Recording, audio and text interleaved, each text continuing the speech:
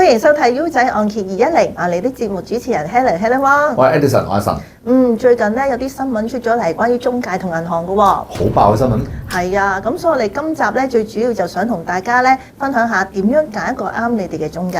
邊一間中介係最啱你嘅咧？咁係點樣啊 Helen？咁以我哋公司為例先啦。咁我哋公司嘅同事咧，如果收到你哋嘅查詢咧，你哋 OK 咧，我哋就會俾個轉介申請表你簽名嘅。咁簽名上面亦都好清晰咗咧，我哋冇收你任何費用啦。唔可以㗎。係啦，同埋就係咧，如果你想邊間銀行，或者我哋專業意見提供俾你邊幾間銀行，你同意嘅話咧，我哋先會轉介過去嘅。係啦，例如我哋介紹咗 A、B、C 三間銀行俾你，如果你覺得 A、B 係適合你嘅，咁我哋就會將你轉介去嗰A、B 兩間銀行啦。而 C 你覺得係唔好適合你喎，你唔中意喎，咁我哋就唔會去轉介嗰間銀行嘅。係啦，同埋我哋就唔係話簽完名就唔理你哋嘅，我哋全程都會跟進翻你嘅個案嘅。咁變咗大家喺選擇中介嘅時候都可以揀啲信譽良好嘅公司啦。好似我哋 Helen 按揭專家。係啦，或者揾我哋幫手啦。咁好啦，我哋今集就分享到呢度先，下集就同大家探討其他話題。拜拜。